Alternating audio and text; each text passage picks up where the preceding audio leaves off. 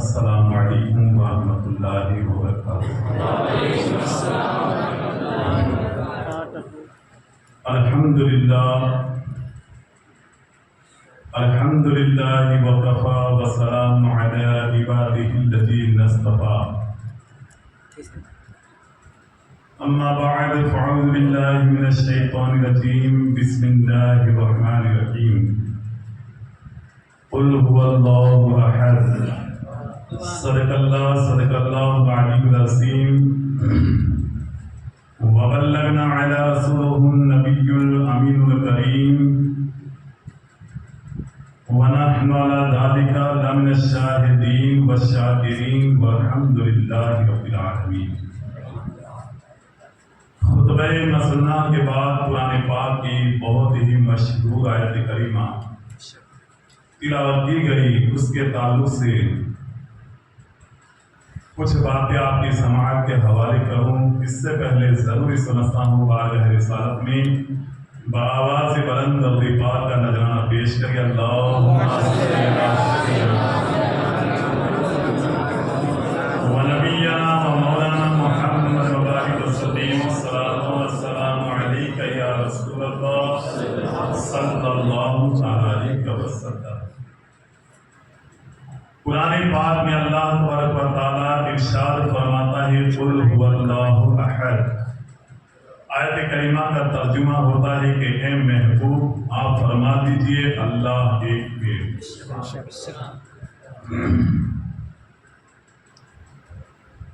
قرآن پاک کی یہ آیت کریمہ ہم کو اس بات کی خبر دیتی ہے کہ اللہ ایک ہے، اس کے سوا کوئی معبود نہیں۔ اور پھر اللہ تبارک و تعالیٰ کی شان کریمی کہ اللہ تبارک و تعالیٰ نے ہم پر اتنا بڑا فضل و کرم نازل فرمایا کہ ہمیں کلمہ پڑھنے والوں میں پیدا فرمایا، ورنہ دنیا میں بے شمار ابج و خربوں ہیں، مگر مذہب اسلام میں جو لوگ ہیں وہ خوش نصیب ہیں۔ وہ اس لیے کہ واحد ایک یہ ایسا مذہب ہے کہ جس کی اچھائیوں کو دیکھ کر کے لوگ اسلام کو قبول کرتے چلے جا رہے ہیں۔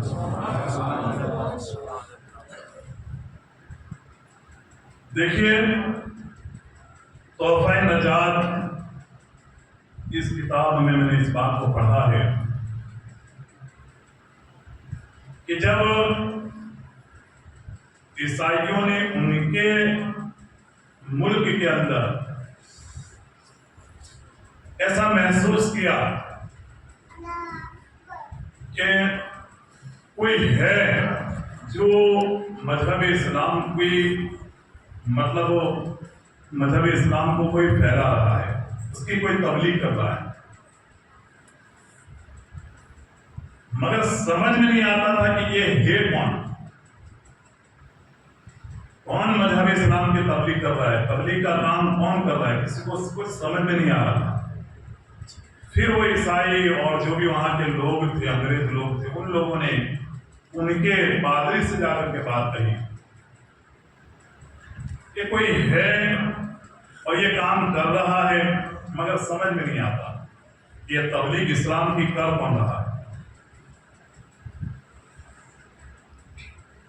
تو پھر عیسائی پادری نے کہا کہ ایک کام کرو،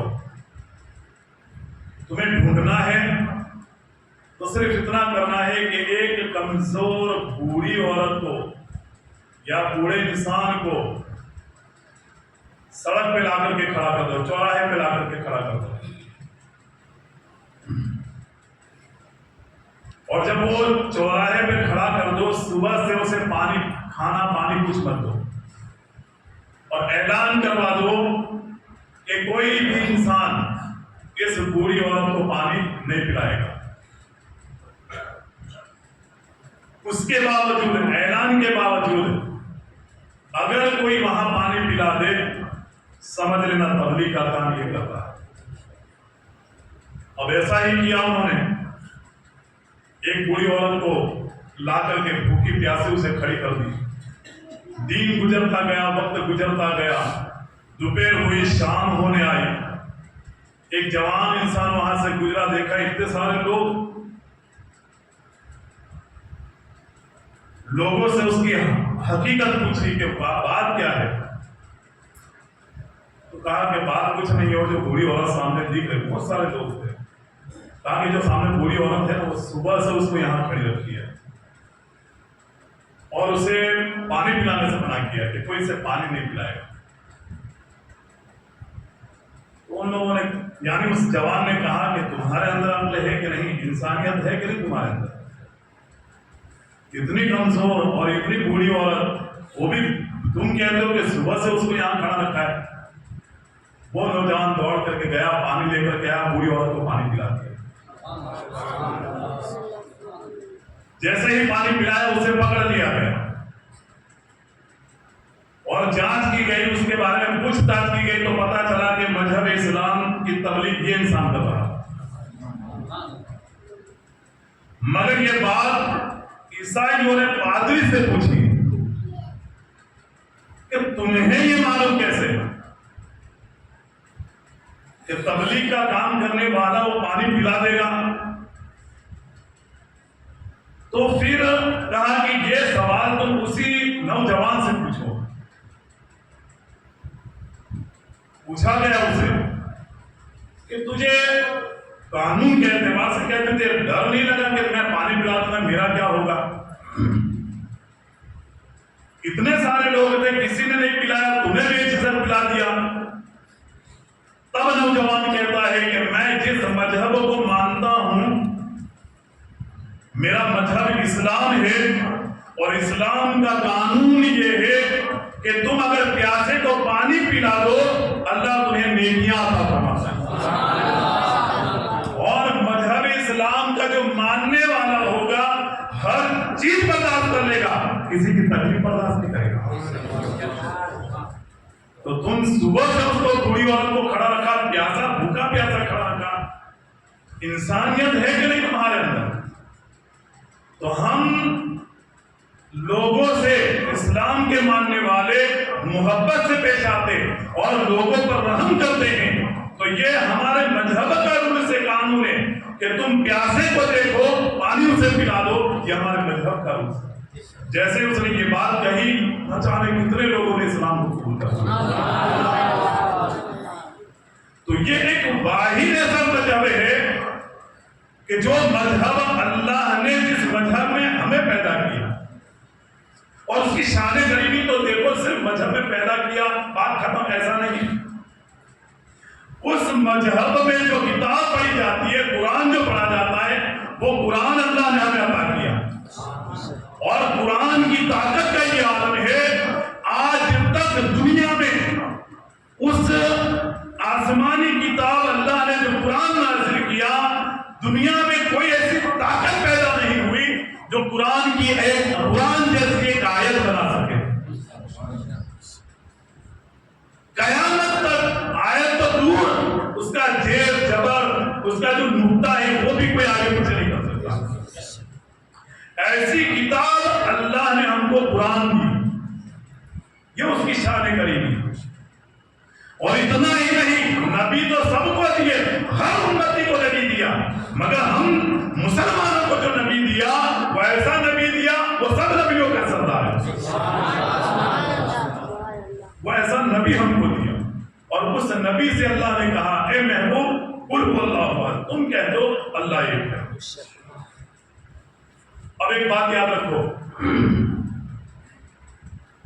اس لیے کہ یہ پروگرام لائیو ہوگا، اور جو لوگ اپنے گھروں میں کرسی پر بیٹھ کر، صوفہ پر بیٹھ کر، یا کبھی ٹی وی پر نظر، کبھی موبائل پر اگر یہ پروگرام دیکھ رہے ہیں، تو اس طریقے سے دیکھنے میں، پروگرام سننے میں مجھے معلوم ہے کہ دل جمعی کے ساتھ یہ پروگرام نہیں سن پائیں گے۔ اگر یہ پروگرام کو حقیقت معنوں میں اگر سننا ہے مسجد میں آؤ.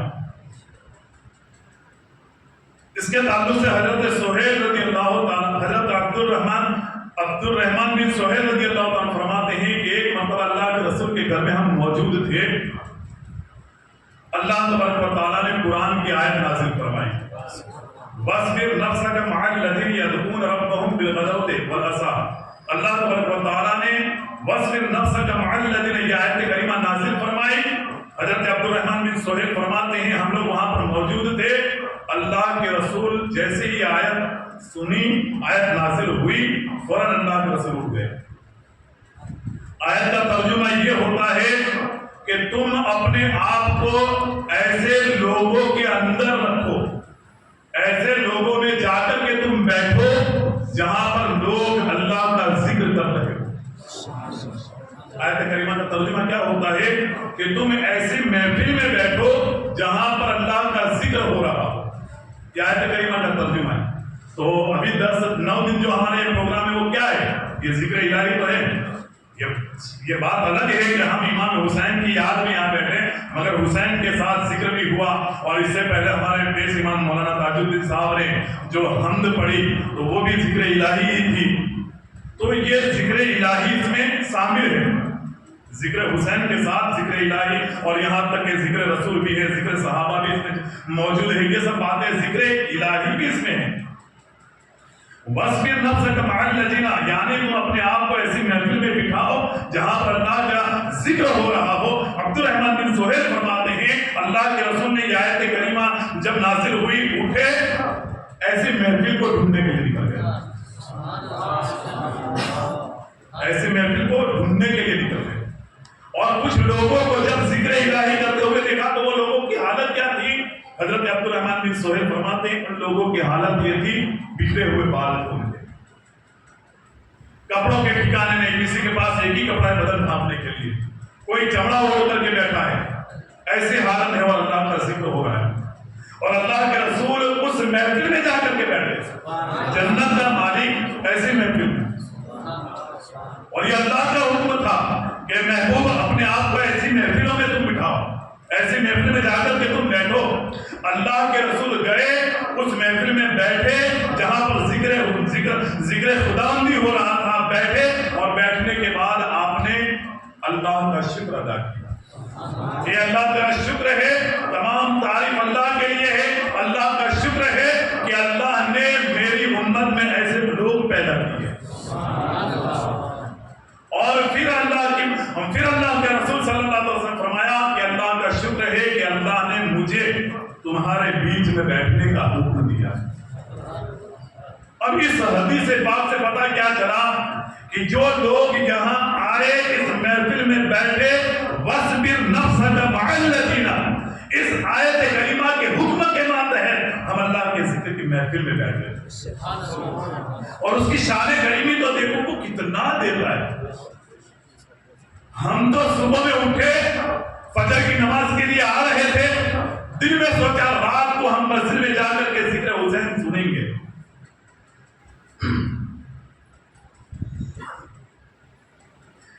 تو ہم نے یہ سوچا کہ ہم رات میں جائیں گے ذکر حسین سنیں گے. اب یہ فجر میں ہم نے سوچا, فجر میں سوچا, فجر کے بعد ظہر, ظہر کے بعد عصر, عصر کے بعد مغرب, مغرب کے بعد عشاء, عشاء کے بعد یہ محفل. اس کی شان کریمی دیکھو. ہم نے فجر میں نیت کر لی, سوچ لیا, جیسے ہی سوچا اللہ نے ثواب عطا کر دیا. اب تمہارا جو وقت گزر رہا ہے وہ ثواب میں گزر رہا ہے اس لیے کہ تم نے نیت کر لی. اور نیت حضرت موسیٰ پر ایک مرتبہ اللہ تبارک و تعالیٰ نے یہ خبر بھیجی کہ اے موسیٰ تمہارا ایک امتی جنگل و بیابان میں ہے اور اسے جا کر کے کہہ دو کہ تم نے جو دل میں نیت کی تھی اللہ نے اتنی نیکیاں عطا فرما دی. اللہ نے اتنی نیکیاں عطا فرما دی. حضرت موسیٰ گئے اس امتی کو, نوجوان کو ڈھونڈا, اس نوجوان سے پوچھا تم نے دل میں کچھ نیت کی؟ کہا کہ ہاں اس لیے کہ آج یہ جو زمانہ ہے, جو دین ہے, وہ کہت ساری، ہم گجراتی میں دکاڑ بولتے ہیں، دکاڑ، دانے دانے کے لیے لوگ تڑپ رہے تھے، کہیں برسوں سے بارش نہیں ہوئی تھی، دانا کھیتوں میں اناج نہیں اگا تھا، لوگ دانے دانے کے لیے تڑپ رہے تھے۔ تو وہ حضرت موسیٰ کا امتی کو نوجوان کہتا ہے کہ لوگ دانے دانے کے لیے تڑپ رہے تھے، تو میری نظر ایک ریت کے ٹیلے پر پڑی، میں ذکر الہی کر رہا تھا، اللہ کا ذکر کر رہا تھا، ذکر کرتے کرتے جب میں چلتے چلتے میں نے دیکھا ریت پڑی ہوئی ہے، تو میں نے دل میں نیت یہ کی کہ کاش یہ اناج ہوتا، ریت کی ڈگلی، ہم ڈگلی بولتے ہیں، ریت کی ڈگلی پڑی ہوئی، اس کو دیکھ کر کے اس نوجوان نے دل میں سوچا کہ کاش یہ اناج ہوتا، میں بھوکے لوگوں کو بانٹ دیتا۔ بس دل میں نیت کی، اللہ تبارک و تعالیٰ نے اس زمانے کے پیغمبر کو موسیٰ کو کہا، اے موسیٰ جاؤ تمہارے اس امتی کو کہو کہ یہ ریت جو سامنے پڑی ہے جس کے بارے میں تم نے نیت کی، اتنا مال خدا کی بارگاہ میں غریبوں کو، بھوکوں کو کھلانے کا ثواب تمہیں اللہ تعالیٰ کہ اس کی شانیں قریبی۔ تو پتہ کیا چلا کہ ہم ابھی محفل میں بیٹھے اور نیت کر لیں کہ کل ہم پھر واپس آ کے محفل میں بیٹھیں گے۔ یہ لوگ جو پروگرام لائیو دیکھتے ہیں ان کو میں یہ نصیحت کرتا ہوں، ان کو یہ میسج دے رہا ہوں کہ تم جو لائیو پروگرام دیکھ رہے ہو اس کی جگہ پر مسجد میں آ کر کے بیٹھو، اس کی شانیں قریبی تو دیکھو۔ تم ابھی لائیو دیکھتے دیکھتے نیت کر لو کہ کل سے مسجد میں جائیں گے تو ابھی سے تمہارے لیے اللہ تبارک و تعالیٰ نیت کا ثواب عطا فرما دے گا، رات بھی گزرے گی ثواب میں، دن بھی گزرے گا ثواب میں۔ اور پھر دوسری باتیں تو دیکھو کتنی شان قریبی، تو دیکھو اس کا فضل و کرم تو دیکھو۔ آؤ گے محفل میں بیٹھو گے، ذکر الہی کی محفل میں بیٹھنے کا ثواب الگ، مسجد خدا کا گھر ہے، مسجد میں یہ محفل ہو رہی ہے، ذکر الہی ذکر حسین یہ مسجد میں ہو رہا ہے، تو یہ مسجد میں آنے کا بھی ثواب الگ۔ اب تم آ کر کے بیٹھو گے، جب تم آ کر کے بیٹھو گے تمہارے سامنے آل رسول بھی ہوں گے، وقت کا تمہارا امام بھی ہوگا، عالم دین تمہارے سامنے ہوں گے، ان کو دیکھنے کا بھی ثواب الگ۔ پھر پروگرام ختم ہوگا تم دوستوں سے، عالموں سے مصافحہ کرو گے، دوستوں سے مصافحہ کرو گے، مصافحہ کرنے کا ثواب الگ۔ تو مسجد کی طرف آنا جانا، اس کا ثواب، میں مسجد میں بیٹھنا، یہ سب ثواب تمہیں عطا کر دیے جائے گا۔ تو جو لوگ پروگرام کو لائیو دیکھتے ہیں ان سے میں گزارش کرتا ہوں، ابھی تم یہ پروگرام اگر موبائل میں اگر لائیو دیکھتے ہو تو ابھی سے نیت کر لو کہ کل ہم مسجد میں جا کر کے پروگرام سنیں، اور پھر اس کی شان قریب، اس کا فضل و کرم، اس کا رحم دیکھو تو صحیح۔ اللہ کے رسول کی حدیث حضرت ابو ہریرہ فرماتے ہیں کہ اللہ کے کچھ فرشتوں کو اللہ نے کام ہی یہ دے دیا ہے۔ کیا کام دیا؟ جاؤ جہاں پر ذکر کی محفلیں سجی ہو، جاؤ میرے بندے کی حال میں دیکھو تو صحیح۔ اور جب وہ ذکر کی محفل دیکھ لیتے ہیں تو وہ دوسرے فرشتوں کو آواز دیتے ہیں، یہاں آؤ، یہاں ذکر الہی کی، ذکر خدا کی محفل سجی ہوئی ہے۔ وہ آتے ہیں، ذکر کی محفل میں بیٹھ جاتے ہیں، اور جیسے ہی ذکر کی محفل ختم ہوتی ہے بارگاہ خداوندی میں فرشتے حاضر ہوتے ہیں۔ خدا دیکھیے یہ کوئی لفظی نہیں ہے، یہ حدیث ہے، حدیث اللہ کے رسول فرماتے ہیں کہ جب وہ واپس جاتے ہیں تو خدا پوچھتا ہے میرے بندوں کو کس حال میں چھوڑ کر کے آیا، میرے بندوں کو تم نے کس حال میں پایا؟ تو کہ یا الہ العالمین تیری حمد و ثنا، تیرے ذکر میں وہ لوگ بیٹھے تیرا ذکر کر رہے۔ کہا کہ انہوں نے کیا مجھے دیکھا؟ کیا نہیں دیکھا؟ دیکھ لیتے تو پھر کہتے ہیں فرشتے کہ خدا اگر وہ تجھے دیکھ لیتے تو وہ اور تیرا ذکر زیادہ کرتے، تیری حمد و ثنا اور زیادہ کرتے۔ کہا کوئی فکر تو ان کو ہوگی؟ کہا بس جنت کی آرزو تھی، جہنم کی فکر لگی ہوئی ہو۔ خدا پوچھے گا کیا انہوں نے جنت دیکھی؟ کہا فرشتے کہتے ہیں کہ نہیں انہوں نے جنت نہیں دیکھی، اگر دیکھ لیتے تو تیرا ذکر اور زیادہ کرتے، خدا اگر وہ جنت دیکھ لیتے۔ کہا جہنم، تو جہنم کو بھی انہوں نے نہیں دیکھا، فرشتے عرض کرتے ہیں کہ جہنم کو بھی انہوں نے نہیں دیکھا، میرا خدا فرماتا ہے اگر دیکھ لے تو کہا جہنم کی حقیقت کو دیکھنے کے بعد تیرا ذکر اور کرنے لگتا ہے، وہ اس سے نجات مانگتے، وہ تجھ سے بخشش مانگتے، یہ دعا تھی ان کی۔ اللہ فرماتا ہے فرشتوں تم گواہ ہو جاؤ، ذکر کی محفل میں بیٹھنے والوں کی میں نے بخشش فرما دی۔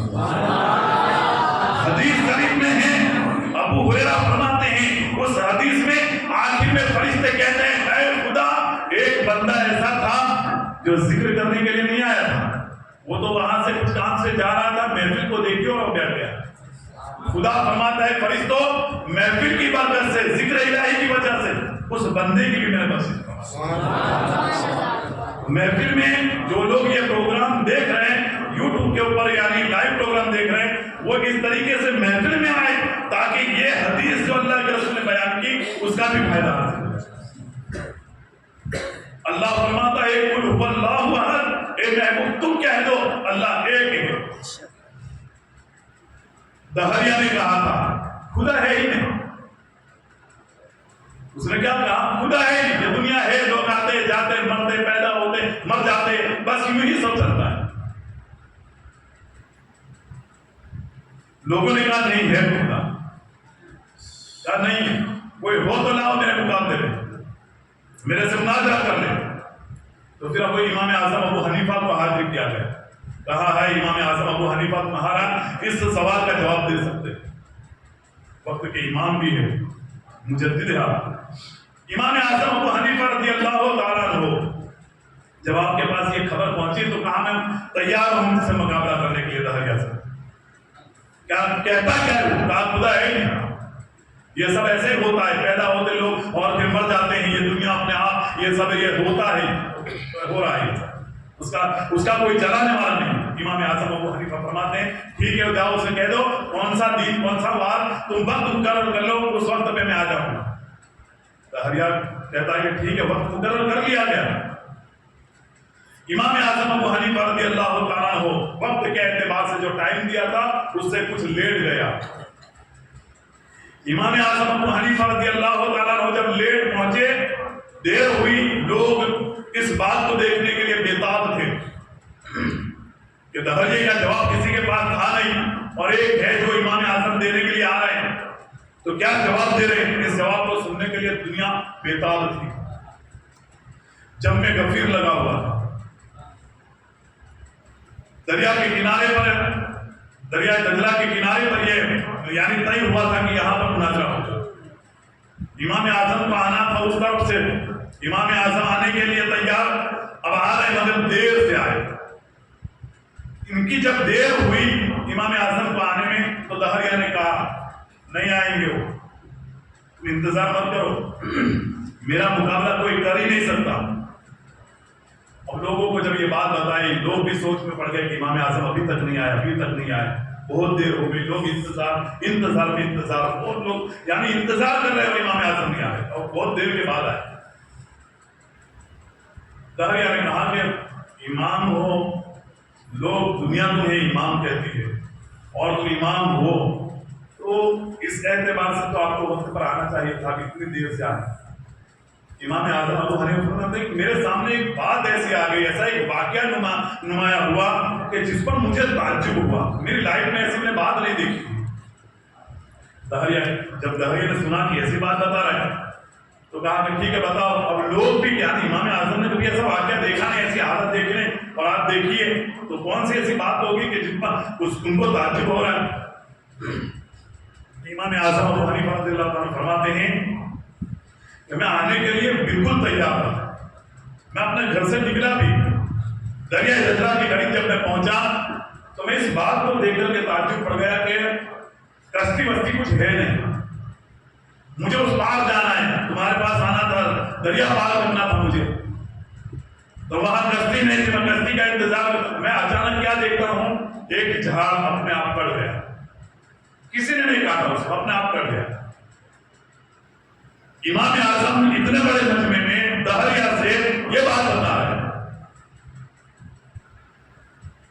کہ جھاڑ تھا وہ کٹ گیا، اپنے آپ کٹ گیا، کٹا وہ بات تو ٹھیک مگر اس کے پٹیے بنے، وہ پٹیے پانی کی طرف آئے اور جوائنٹ ہوئے ایک دوسرے سے۔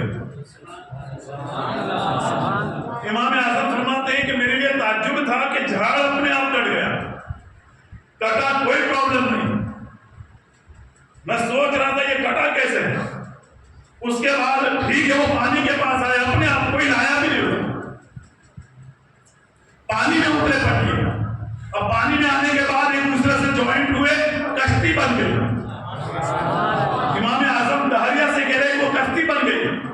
کشتی بنی تو صحیح مگر وہ پانی میں تھوڑی دور تھی. امام اعظم فرماتے ہیں اب وہ دور تھی, مجھے جانا تھا اس میں, اس کا چلانے والا کوئی نہیں, وہ کشتی خود بخود میرے پاس آئی. امام اعظم ربانی کو فرماتے ہیں کہ وہ خود بخود آئی تو مجھے تھوڑا ایسا ہوا کہ اب بیٹھ جاتا ہوں. جب میں بیٹھ گیا میں نے نہیں چلائی. امام اعظم فرماتے ہیں وہ کشتی کو میں نے نہیں چلایا, میں جا کر کے صرف بیٹھ گیا بغیر اللہ کے, بغیر کشتی چلانے والے کے. وہ کشتی خود بخود چلنے لگی. اور تعجب اس بات پر تھا کہ مجھے جہاں جانا تھا اس طرف وہ کشتی چلی. سمندر اتنا بڑا, کشتی کہیں بھی چلی جاتی مگر وہ ادھر ہی آئی. مجھے جہاں جانا تھا ادھر وہ کشتی آئی. وہ دریا گھر کرنے لگا امام وقت کا. اور ایسی بات یہ تو ہو ہی نہیں سکتا. امام اعظم فرماتے ہیں کہ اس کے بعد وہ کشتی کنارے پر آ کر کے ٹھہری, میں اتر گیا. اس کے بعد میں دیر سے ہی سو گیا ہے. تو دہریا کہتے ہیں کہ یار دنیا تم کو وقت کا ایمان کہتے ہیں اور تم یہ بات ایسی بات کہ جہاز اپنے آپ کٹ گیا, اس کے پٹی اپنے آپ بنے, اس کی کشتی اپنے آپ بنی, اس کے اندر جو سوراخ وغیرہ ہوتے ہیں اس کو اپنے آپ وہ پور ہو گئے, وہ کشتی اپنے آپ آئی, وہ کشتی میں آپ بیٹھ گئے, کشتی بغیر چلانے والے کے بغیر چلائے وہ کشتی اپنے آپ چلی آئی کنارے پر. یہ بات سمجھ میں نہیں آتی. امام اعظم ابو حنیفہ فرماتے ہیں کہ تیرے سمجھ میں نہیں آتی. حقیقت یہ ہے کہ تیرے سوال کا جواب ہی یہی ہے. تم نے کہا کہ دنیا اپنے آپ چلتی ہے, لوگ پیدا ہوتے ہیں اور مر جاتے ہیں, دنیا کا کوئی چلانے والا نہیں ہے. امام اعظم فرماتے ہیں کہ جب ایسی کشتی, ایسا جہاز اپنے آپ کٹے, پٹی اپنے آپ بن جائے, کشتی اپنے آپ ہو جائے اور اس کے چلانے والا کوئی نہ ہو, اور اتنی چھوٹی سی بات پر تو کہتا ہے کہ یہ ہو نہیں سکتا, تو اتنی بڑی دنیا کا چلانے والا کوئی ہے اور وہ خدا کی ذات ہے. لوگوں نے کلمہ پڑھا, اسلام کے اندر داخل ہو گئے. اللہ فرماتا ہے محبوب تم کہہ دو کہ اللہ ایک ہے. اب دیکھو ایک بات یاد رکھو, اللہ کی وحدانیت جو شروع کی تقریر ہے وہ میری وحدانیت پر ہے. اللہ ایک ہے اور ہم نے اس بات کو مانا, ہم اس بات کو مرتے دم تک مانتے رہیں گے اور دعا کرتے ہیں اللہ تبارک و تعالیٰ جتنے بھی کلمہ پڑھنے والے ہیں ان کو ایمان کی حالت میں زندگی بھی عطا فرمائے, موت بھی عطا فرمائے. یہ ہمارا عقیدہ ہے, ہم دعا کرتے رہتے ہیں. اللہ نے کہا محبوب تم کہہ دو اللہ ایک ہے. میرے نبی کی عمر شریف 40 مبارک ہوئی, آپ نے ختم نبوت کا اعلان کر دیا. صفا کی چوٹی پر کھڑے ہو کر کے آپ نے لوگوں سے کہا اے لوگوں, میں تمہارے بیچ میں 40 سال رہا, تم نے میرا اٹھنا بیٹھنا بات چیت کرنا لین دین کرنا یہ سب تم نے دیکھا. کیا تم نے مجھے 40 سال میں ایک لمحے کے لیے جھوٹ بولتے ہوئے سنا؟ تو اہل مکہ نے کہا, مکہ والوں نے کہا کہ نہیں, کبھی ہم نے آپ کو جھوٹ بولتے ہوئے نہیں دیکھا. میرے نبی فرماتے ہیں کہ جب تم نے 40 سال میں مجھے جھوٹ بولتے ہوئے نہیں دیکھا, آج میں ایک بات کہنا چاہتا ہوں. کہا کہو. تو پھر آپ نے کہا لا الہ الا اللہ محمد رسول اللہ. آپ نے اعلان کر دیا کہ اللہ کے سوا کوئی معبود نہیں اور میں محمد صلی اللہ علیہ وسلم اللہ کا رسول ہوں. آپ نے یہ اعلان کر دیا.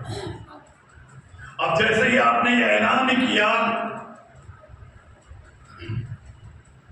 لوگ کلمہ پڑھنے کے لیے تیار.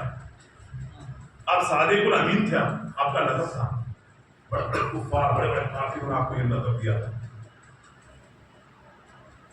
اور آپ 40 سال میں 63 سال کی لائف میں پوری زندگی میں اللہ کے رسول صلی اللہ علیہ وسلم نے کبھی کوئی لمحہ 1 سیکنڈ کے لیے بھی جھوٹ نہیں بولا.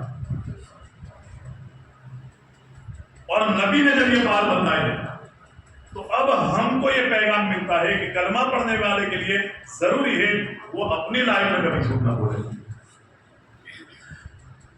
دیکھیں اللہ کے رسول نے جب یہ بات بتائی, لوگوں نے کلمہ پڑھنا شروع کر جب کلمہ پڑھنا شروع کیا، کلمے سے پہلے کوئی تکلیف میں نہیں تھا. کلمہ جیسے لوگ پڑھتے تھے، میرے نبی خود فرماتے تھے اپنے ایمان کو چھپا کے رکھنا. میرا نبی خود فرماتے تھے ایمان تم لائے ہو، ظاہر مت کر دینا کہ میں نے کلمہ پڑھ لیا، میں مذہب اسلام کو قبول لے، ظاہر مت کر دینا. جیسے ہی ظاہر کر دو گے تکلیف آنا شروع ہو جائے گی. تو پتا کیا چلا کہ جن لوگوں نے کہا کہ اللہ ایک ہے اور محمد صلی اللہ علیہ وسلم اللہ کے رسول ہیں، مطلب یہ کہ نبی کہہ رہے کہ تم اپنے ایمان کو ظاہر مت کرنا ورنہ تکلیف میں آ جاؤ گے. پتا کیا چلا کلمہ پڑھنے والے پر تکلیفیں آتی ہے. کلمہ پڑھنے والوں پر تکلیفیں آتی ہے. سیدنا صدیق اکبر نے پوری دنیا میں سب سے پہلے جو خطبہ پڑھا وہ سیدنا صدیق اکبر نے پڑھا، کعبے کے پاس جا کر کے پڑھا. اس کے بعد اللہ کے رسول کے اوپر، سیدنا صدیق اکبر کے اوپر جو لوگوں نے حملہ کیا، اللہ کے رسول بھی زخمی ہوئے، سیدنا صدیق اکبر بھی زخمی ہوئے، بے ہوش ہو گئے. یہ بات کب کی ہے؟ کلمہ پڑھنے کے بعد کی. تو کلمہ پڑھنے کے بعد ہم کلمہ پڑھتے ہم پر بھی تکلیف آئے گی. تو تکلیف آ جائے تو یوں سمجھو کہ آئی اس کی طرف سے ہے، دور بھی وہی کرے گا.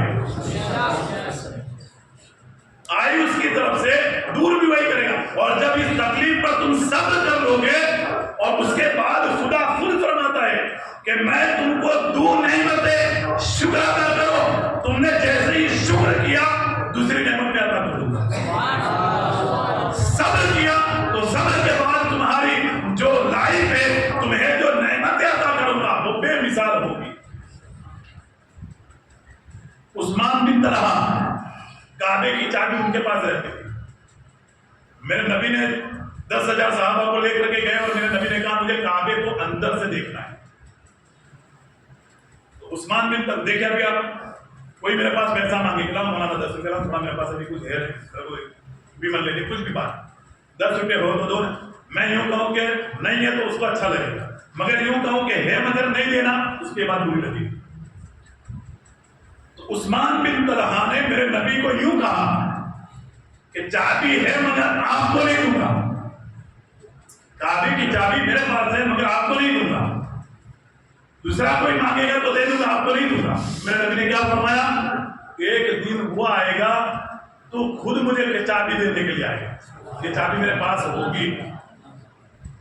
دیکھیں تکلیف کیا تھی کہ اس نے چابی نبی کو نہیں دی. جو جنت کا مالک ہے اس کو چابی نہیں دی. یہ تکلیف کی بات ہے نا، کوئی ہم چیز مانگے اور نہ دے، یہ تکلیف کی بات ہوئی کہ نہیں؟ تو میرے نبی کے لیے یہ بات تکلیف والی تھی کہ مانگی چابی اور منع کر دیا. میرے نبی فرماتے ہیں یہ چابی میں لوں گا تیرے سے، اور جب میں دوں گا میری مرضی سے دوں گا. تو میں کس کو دوں گا؟ یہ میری مرضی کی بات ہے. اس وقت تو دینے سے انکار کر دیا. اب یہ صبر دیکھو کتنا صبر میرے نبی نے کیا. 10 سال کے بعد میرے نبی جب مکہ مکرمہ گئے اور میرے نبی ایسی شان و شوکت کے ساتھ فتح مکہ کے دن گئے اور اس وقت کہا عثمان بن طلحہ کو بلاؤ. بولو یار سب چلنے نہیں پڑی کیا؟ چابی مانگی منع کر دیا. اور جب 10 سال کے بعد میرے نبی شان و شوکت کے ساتھ گئے، عثمان بن طلحہ نے دیکھا کہ وہ پہلے تھے تو کم تھے، آج تو جنگ میں کفیر ہے، بہت سارے لوگ نبی کے ساتھ ہیں. عثمان بن طلحہ وہ خود فرماتے ہیں کہ جب نبی نے یہ بات کہہ دی تھی کہ عثمان آپ تم چابی نہیں دیتے ہو، مگر ایک دن آئے گا کہ وہ چابی میں تم سے دوں گا، میری مرضی ہوگی اس کو میں واپس بھی دے دوں گا. عثمان بن طلحہ کہتے ہیں کہ جب وہ چابی کے بارے میں نبی نے کہا تھا تو میں اس دن سے لے کر کے 10 سال تک پوری رات یہ خیال کرتا تھا. وہ بات مجھے یاد آتی تھی کہ نبی نے یہ کہا یہ چابی ضرور کبھی نہ کبھی ان کے پاس جائے گی. حضرت عثمان بن طلحہ نبی نے مانگی آج، اور 10 سال کے بعد نبی مکہ مکرمہ گئے، عثمان بن طلحہ کو بلایا، چابی لاؤ. اب کیا کرتے عثمان بن طلحہ؟ تو عثمان بن طلحہ نے چابی دے دی. چابی دے دی اللہ کے رسول کو، دیدار اندر سے کرنا تھا، اندر جا کر کے آئے، باہر آئے، 2 رکعت نفل بھی تقریباً پڑھی ہے، روایتوں میں کچھ روایت یہ بھی پائی جاتی ہے۔ میرے نبی جیسے ہی واپس باہر آئے کعبے کے اندر سے، میرے نبی ارشاد فرما تو عثمان بن طلحہ کو بلاؤ۔ میرے نبی نے چابی دکھاتے ہوئے عثمان بن طلحہ کو کہا، اے عثمان 10 سال پہلے تم نے منع کیا تھا، میں کوئی اور مانگے گا تو دے دوں گا مگر آپ کو نہیں دوں گا۔ میں نے اس وقت ایک بات کہی تھی کہ ایک وقت آئے گا کہ میں چابی تجھ سے دوں گا، میری مرضی میں آئے گا اسے واپس دے دوں گا۔ اے عثمان یہ چابی تیرے ہی پاس ہے۔ میرے نبی نے کتنا صبر کیا، 10 سال تک صبر کیا۔ ہم تو صبح میں بیمار پڑے تو پھر کہتے ہیں اللہ شام تک اچھا کر دے، مکان بنتا ہو تو ہم سوچتے ہیں مہینے میں ختم ہو جائے کام، کلر کام بھی ہم سوچتے ہیں آج صبح میں شروع کیا، کلر کام شام تک ختم ہو جانا چاہیے، اتنا بھی صبر نہیں۔ کھانا پک رہا ہے، پکا رہے ہیں، پھر بھی ہم گھر میں پرابلم کھڑا کر دیتے، ابھی تک پکایا نہیں، پک رہا ہے تو بس اسی کے پیچھے لگا۔ یعنی ہم صبر نہیں کر پاتے۔ میرے نبی نے 10 سال تک ایک چابی کے لیے صبر کیا۔ یہ پیغام ہے کلمہ پڑھنے والوں کو۔ اور اس کی شان کریمی دیکھو، جب اللہ کے رسول نے چابی عثمان بن طلحہ کو دی تو عثمان بن طلحہ کہتے ہیں میں اسلام کا دشمن تھا اس وقت، مگر جب نبی چابی دے رہے تھے چابی میری طرف نہیں آ رہی تھی، ایمان کی دولت آ رہی تھی، جیسے چابی آئی میں نے کلمہ پڑھا اسلام کو۔ تو اس کی شان کریمی ہے، تم صبر تو کرو۔ یہ کربو بلا کا ماں کا کیا ہے؟ یہ صبر ہے۔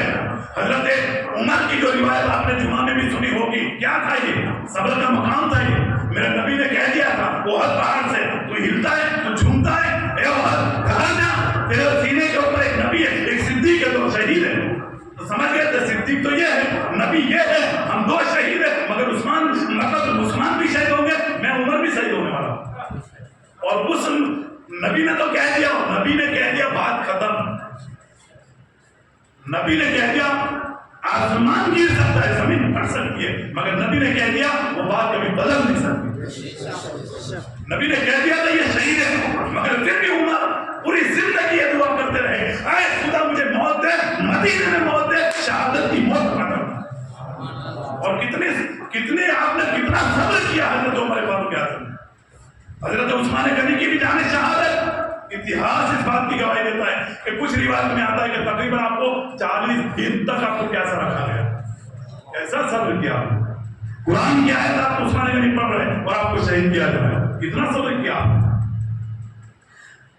حضرت یوسف علیہ السلام کنویں میں ڈالا گیا، آپ کنویں تک پہنچے، مصر میں آپ کو بھیجا گیا، پھر اس کے بعد جیل کے اندر آپ کو ڈالا گیا، قید خانے میں آپ کو ڈالا گیا، الزام ڈال کر کے۔ تقریباً 7 سال کی روایتوں میں بات آتی ہے کہ 7 سال تک کتنا صبر کیا یوسف علیہ السلام۔ یہاں یوسف علیہ السلام بھی صبر کر رہے ہیں، وہاں یعقوب علیہ السلام بھی صبر کر رہے ہیں۔ روتے روتے آپ کی جو دیکھنے کی طاقت تھی، بینائی تھی، وہ بھی چلی گئی تھی، روتے روتے یعقوب علیہ السلام کتنا صبر۔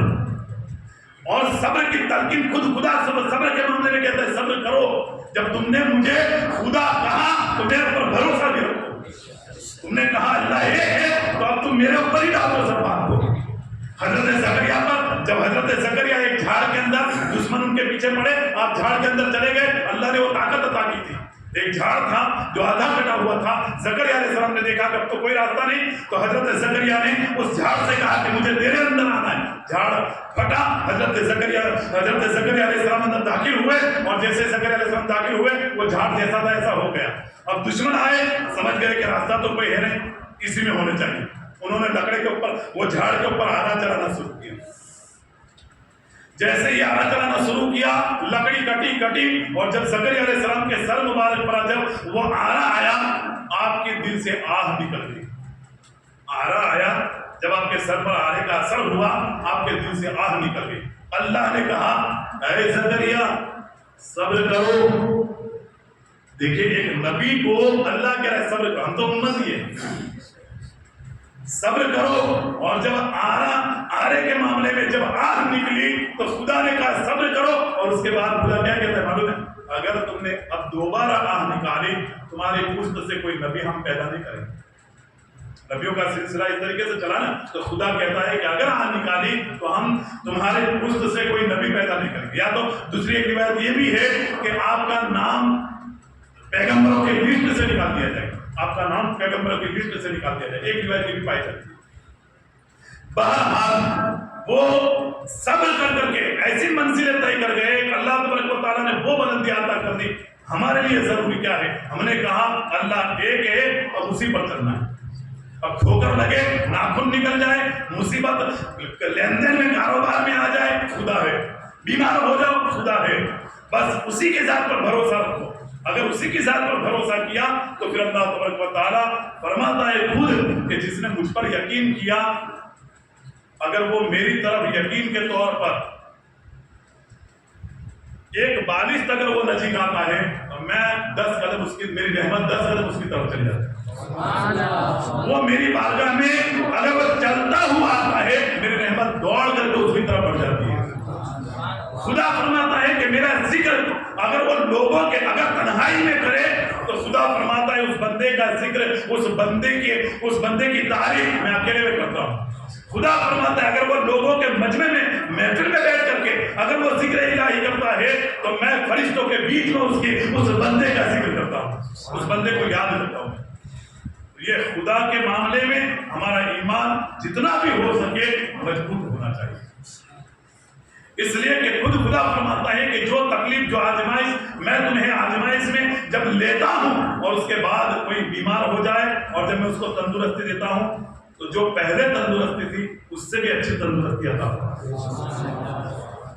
بہرحال پتہ یہ چلا اللہ فرماتا ہے قل هو اللہ احد، اے محبوب تم کہہ دو اللہ ایک ہے. اور ہم اگر یہ کہتے ہیں، ہم نے کہا ہے کہ اللہ ایک ہے، تو ہم چاہے اچھے دن ہو تو بھی، برے دن ہو تو بھی، مصیبت میں ہو تو بھی، خوشی کے دن ہو تب بھی ہمارے لیے ضروری ہے ہر لمحہ اس بات کو ہم خدا کے ذات کے اوپر چھوڑ دیں، خدا کے ذات کے اوپر ہم بھروسہ کریں. اور یقین والے، کہنے والوں نے کہا یقین والے کہاں سے کہاں نکلتے.